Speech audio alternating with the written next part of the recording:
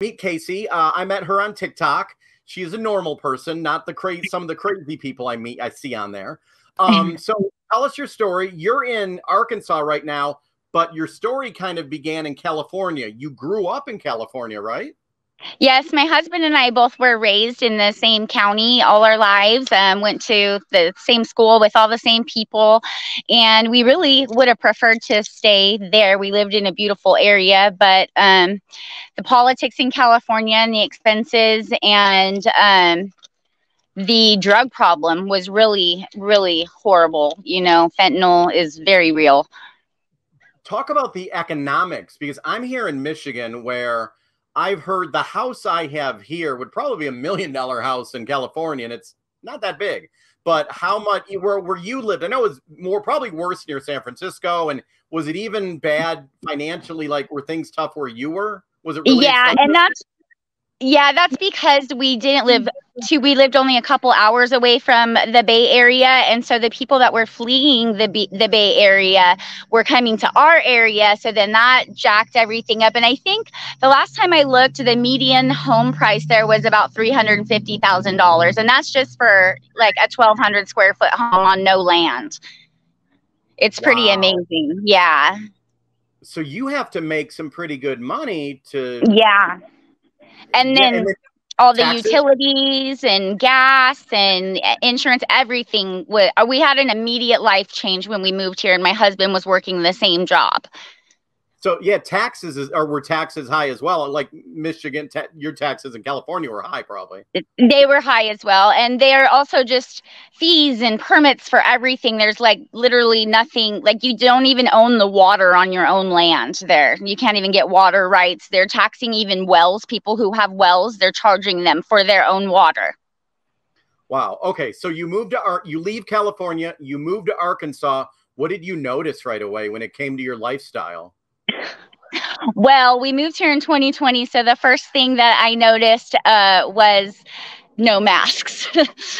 Not as strict, you know, it was right in the height of everything, and it had gotten past the height where it was like, oh, another 2 weeks, and, you know, we were kind of like, when is this thing ever going to end? And, you know, we did take it seriously at the beginning. It's very serious, but obviously we've learned that masks don't work. Well, they don't work as well as they said. And, you know, there were big problems. And so that was the first thing. And then, like I said, we had an entire lifestyle change just in our finances. Even though my husband was working the same job, even our car insurance was lower. Our grocery bills were lower. Our home, all of that. Yeah, don't come to Michigan. We have the highest auto insurance, and our roads are horrible, by the way. So yeah, you can come visit, but living here, I don't know.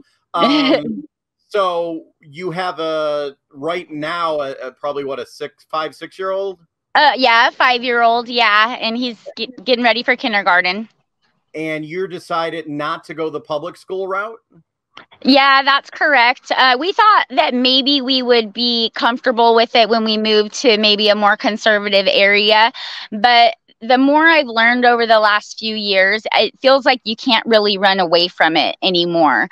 I feel like they're pushing it so hard with, you know, like I was saying before, when you used to have to get your parents' permission to take a sex ed class that was just basic human anatomy, and you could opt out of it. And now they have books that are basically pornographic just available to all the children in the libraries. And that should be a conversation between parent and child, in my eyes. They're way too little for that. In this way, you can control what they're learning. And I've been learning a lot about homeschooling over the last year and a half. Tell people that it's not just your child alone. There's like a whole community of people out there, right? Absolutely. Yeah. There's homeschool co-ops. There's local support groups that, you know, people meet up. They find the people that are their kids' age. There's even nature centers around here do things for homeschool kids, as well as the museums, the library. There's so many resources. And as far as sports and stuff, there's, you know, community sports as well. And so socializing. One thing that I read was that homeschooled kids tend to be more well adjusted because they don't deal with the bullying and the social tiers and everything that is so difficult for kids in school.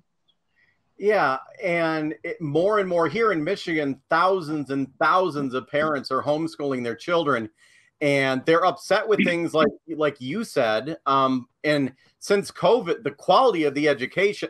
I want to say this because there are amazing. There's great teachers out Yes, there. There are great absolutely. teachers, but a lot of times even they're not in control of the curriculum. It might be the school board. It might be the state. Yes, So the teachers could be stuck in a situation. yes. Uh, have you had any other friends in California that you knew of that have left like you? Have anyone else? Has anyone else? Oh yeah, several. It's been a mass exodus, and as well, and then if they haven't left, they've started homeschooling their kids as well. There's some that want to go, but they can't afford to get out, you know. And yeah, I mean, I don't want to bash teachers either. I have friends and family that are teachers, and I just feel that they're in a cog of a really bad machine that's happening and has been going on for a long time. But with the 2020 thing, when schooling moved to home, that's when people started becoming well aware of what their kids were learning. And at this point, I think the only way I would feel comfortable sending my child to public school would be if there was a live stream through the classroom. And I think that would be a simple solution to, and parents should have access to what their kids are learning and things that are happening. Yeah, I don't think why they'd have a problem with that, but the teachers union would. They don't. Yes, They don't like that. yes, no. Yeah. So when you moved to Arkansas, like when I lived in Pittsburgh for a while, it was expensive. And I moved back to Michigan. Things are cheaper, but you probably, like, if your husband was making the same salary in both states, you probably got a cost of living. You made more money. You got a raise probably by moving to Arkansas. Absolutely. Yes, absolutely. Everything was cheaper. Actually, I will say our sales tax is a little bit higher here. But like DMV cost and everything like that, gas, just general living, and even including utilities is way, way, way less. Wow. The area in Arkansas where you're living, it's kind of rural. You're 2 hours, like you're north of Little Rock. Is Arkansas? I drove through Nashville a couple months ago, Tennessee. It is growing like crazy. Is Arkansas? Mm-hmm. Are you getting more people in that state as well? Yeah, from what I've read is that we're getting more people from Illinois, and then Colorado, and then Texas. That's where a lot of the people are coming from. A lot of my friends from California have moved to Texas and Tennessee and Idaho. Those have been the big ones for the people I know in California. Okay, so you have friends near, but Tennessee's not too far from you. No, it's not too far. Okay. Governor Newsom, you see him being president? What's oh my gosh.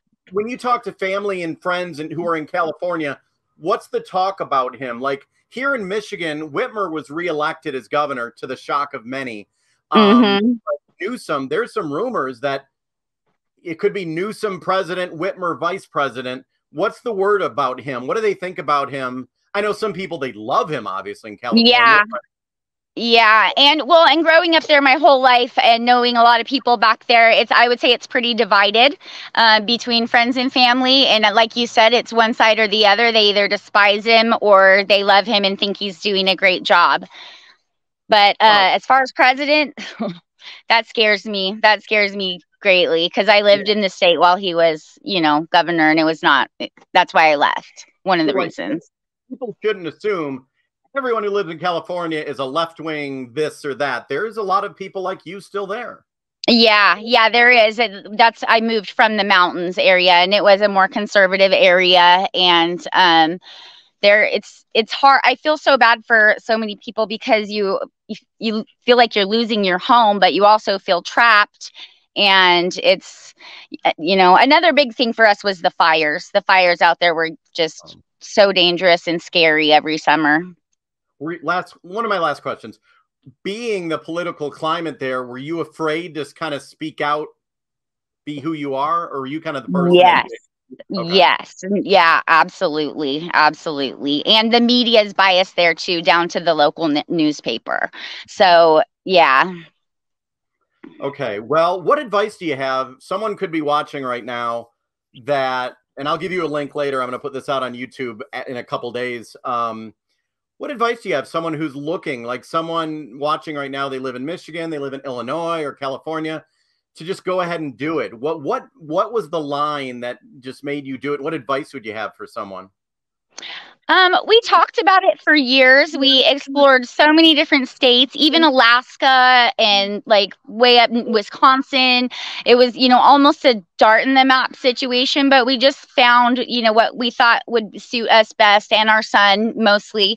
And after talking about it, we did, kind of get to the point where we just have to do it. So the first thing we did was figure out how much exactly this was going to cost. And you just work your way to there, you can cut this or cut that, have a big fat yard sale, and it does cost less than you think. One thing I've been told though is it's very expensive to move out of California now because no U-Hauls are coming in. So they're charging so much. They're having to have U-Haul shipped in, and so if you're doing an out-of-state move, they're charging you like thousands and thousands. Well, that's a sign right there. So, Mm-hmm. okay. Well, I found you, and I wanted to talk to a parent. You're kind of in the great situation. You left California, but you're also homeschooling. In the homeschooling, you're ready for it, I guess, right? Yeah, he's the kindergarten age this year, and last year I experimented with pre-K or TK, and he did absolutely amazing. He's reading at a first grade level. He can do basic math, and a lot of it we do is interest led or child led because it's a lot easier for you to learn if you want to. True. Yeah, exactly. Okay, well, thank you so much. I'll send you a link, and the weather looks beautiful. What's the temperature there? It's probably like 90 something, isn't it? It's cooled down a little bit. It's like in the 80s, but it's just the humidity. In A Alabama. little sweaty. Now, Arkansas, if it's like Alabama, college football is like a religion there. So Yeah, you're gonna have to get used to it is that. here. I haven't quite gotten there on that bandwagon, but it's so beautiful and there's so many things to see and just so much nature. Cool. Thanks for joining. I'll send you a Thank link. you. I'll text you that in a couple days, and I appreciate it. Yeah, thank you. Have a great night.